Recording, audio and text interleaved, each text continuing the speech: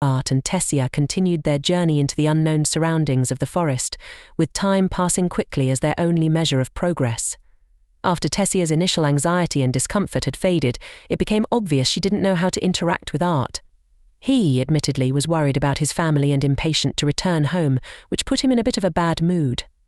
As they set up camp for the night, an axe fell from Art's hand. What made the journey almost unbearable were the agonizing pains from his mana core that struck unpredictably. Tessia approached him to ask if he was okay. He agreed, and they headed to sleep, though his hand still throbbed. As they continued their journey, Art noticed wolves were trailing them. He conjured a blue light in his hand, scaring them off. Glancing at Tessia, he realized the pain was increasing in frequency, but he didn't want to worry her by telling. Days passed and Tessia struggled more and more with the indistinguishable surroundings, their pace slowing as her body couldn't keep up with the constant travel. Art decided to carry the small luggage himself, focusing on strengthening his body with mana, but the pain kept increasing, becoming harder to conceal from Tessia. Once, while walking, he stumbled, and she grew very concerned. Art quickly pretended to be embarrassed, blaming it on nature calling. As they continued walking, Tessia brought up the idea of calling him by the nickname his family used. Art didn't mind at all, but Tessia was upset by his lack of reaction. He reassured her that he would be honored to be called Art. Tessia teased him for sounding like an old man, to which Art replied with a playful jab about her inability to control herself, even with him nearby.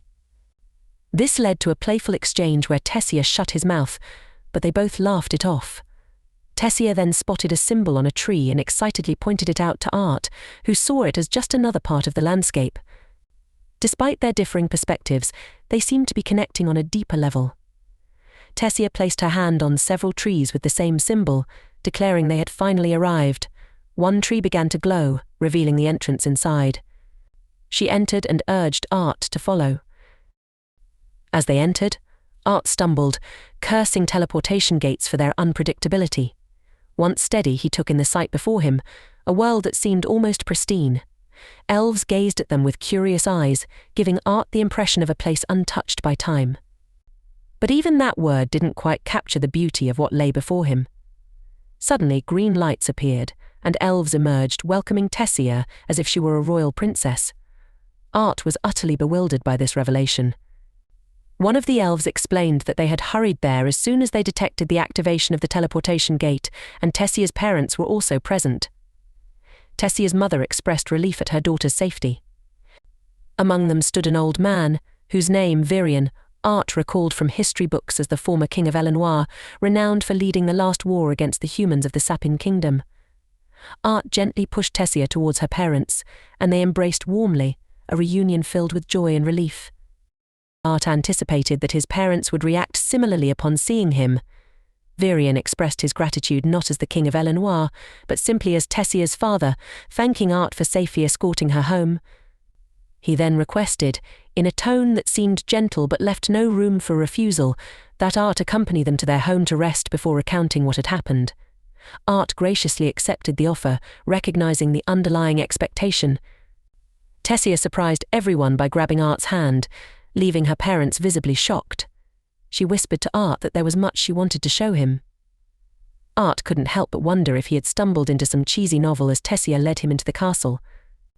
Inside, Art couldn't help but be impressed by the grandeur of the castle, though he had somewhat expected it after learning of Tessia's royal status. Tessia's mother, Muriel, instructed the maids to attend to Art, declaring him their guest and insisting he be washed up and given a room to rest. Art expressed his gratitude but insisted on explaining what had happened first. As they all gathered, Art stood up, bowing respectfully before introducing himself. He hailed from a humble town in the kingdom of Sapin, and he felt honored to be in the presence of the royal family. He thought his introduction might have been a bit over the top, but he believed it necessary to ensure they treated him seriously. Virion remarked that despite Art's humble origins, he seemed mature and well-educated, expressing curiosity about his story. Art began recounting his journey, starting with a vague account of getting separated from his family after encountering bandits. It wasn't the whole truth, but he felt it necessary to withhold certain details. As he reached the part of the story where he had encountered their daughter, the atmosphere shifted. Alduin grew visibly angered, condemning the slave traders responsible and emphasizing that they were human. Art, with all due respect, pointed out that slave trading was a profession, not a characteristic of a particular race. However, before he could continue, a guard interjected, clearly agitated. Virion intervened, silencing the guard, allowing Art to proceed. Art clarified that he had witnessed the slave traders taking Tessia and him, and rather than negotiating or begging for mercy, he had taken action as a mage to eliminate the threat and rescue Tessia. The guard accused Art of lying, but Virion's stern gaze silenced him once more. Art insisted that whether they believed him or not, Tessia had been safely returned, and his only desire at that moment had been to reunite with his family in Sapin. Tessia's expression shifted to concern upon hearing Art's desire to leave. A solemn silence fell over them as they exchanged looks. Art reassured Tessia, explaining that given the history between humans and their kingdom, it wasn't wise for him to stay too long. His priority was ensuring his family's safety and letting them know he was all right. Alduin interjected, acknowledging that despite the past animosity between their kingdoms, Art had saved their daughter and gone to great lengths to bring her back. He suggested that Art deserved a fitting reward. Unfortunately, the teleportation gate linked to the Sapin kingdom only opened once every 7 years, during the Summon Conference involving all 3 races. With 5 years until the gate would reopen, they offered to send a group of guards to escort Art safely home. They also extended their hospitality, though Alduin cautioned that while some were tolerant, many still held grudges from the war long ago. For the time being, Art was invited to make himself at home, and the escorts would be ready by the next morning. Art expressed gratitude for the offer and headed to his room, feeling exhausted. As he bathed, his pain intensified, growing increasingly unbearable. Once out of the bath, he found solace sitting with the egg Sylvia had given him, hoping it would provide some relief. However, his respite was interrupted by a knock at the door. Opening it, Art was met with Tessia, who playfully bumped her head against his chest, chiding him for being distant with her family before planning to leave. Art defended himself, explaining that he was merely showing respect to the king and queen. Tessia teased him, prompting him to ask her to stop. Tessia confessed that she didn't want Art to leave because he was her first friend. Touched, Art reassured her and suggested she show him around the castle. As they walked, Tessia led him to her favourite spot, expressing her hope that they could stay until spring so he could witness the flowers in bloom. She excitedly pointed out the glow bees harvesting, then showed him something shiny, marvelling at its beauty. Just as Art sensed something coming towards Tessia, he instinctively pulled her down and intercepted the object.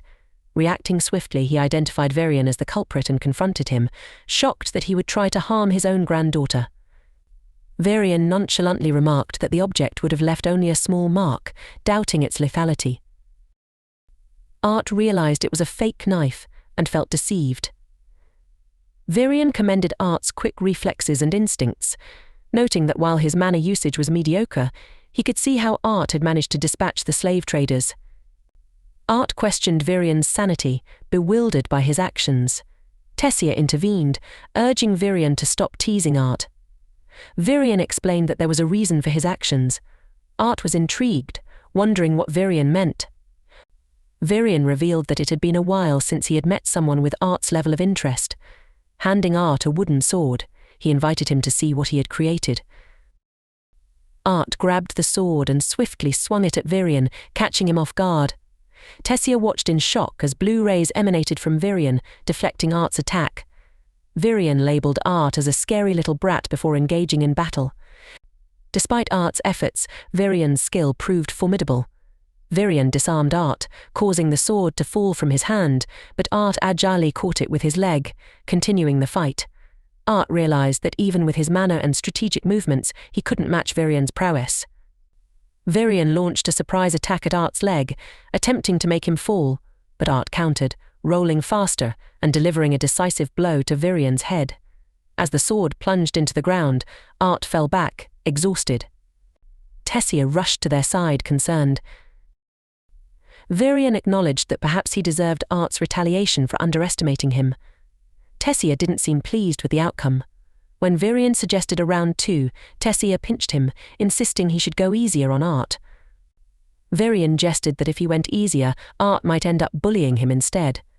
Art laughed, feeling honored by Virian's respect. As Virian's expression softened towards Art, Art couldn't help but feel surprised by the sudden change. Then, to Art's astonishment, Virian suggested that if Art felt that way, he could become his disciple. Tessia looked bewildered by the unexpected turn of events. Virian turned to Art and asked if he agreed to become his disciple. Art hesitated, wondering if Virian was serious. Virian reassured him, stating that he wouldn't allow anyone to kick Art out while he was under his tutelage. Art, feeling torn, reminded Virian that he was human and questioned if it was allowed for a human to stay in their kingdom. Virian assured him that no one would dare challenge Art's presence under his guidance. Art hesitated again, acknowledging that he was already more skilled than many other children, and even some adults. He believed he could teach Virian something that even the most capable mages in Sapin couldn't. However, he couldn't accept Virian's offer. Not when he didn't know the fate of his parents or whether they were even aware if he was alive or dead. Virian proposed a solution, suggesting that if there was a way for Art to see how his parents were doing and communicate with them to let them know he was fine, would that be enough? Art was intrigued but unsure of what Virian meant. Just then, Virian noticed Tessia beginning to feel sleepy. He instructed Art to wait and ordered a maid to take Tessia to wash up and put her to bed. Virian then admitted that his impatience stemmed from what he had sensed during their spar. Art had been experiencing bouts of searing pain near his mana core, and they were becoming more frequent. Art was taken aback by Virian's awareness of his condition. Virian explained that more concerning than his knowledge was Art's lack of understanding about the cause of his pain. Then, he posed a question to Art: did he know what a beast will was?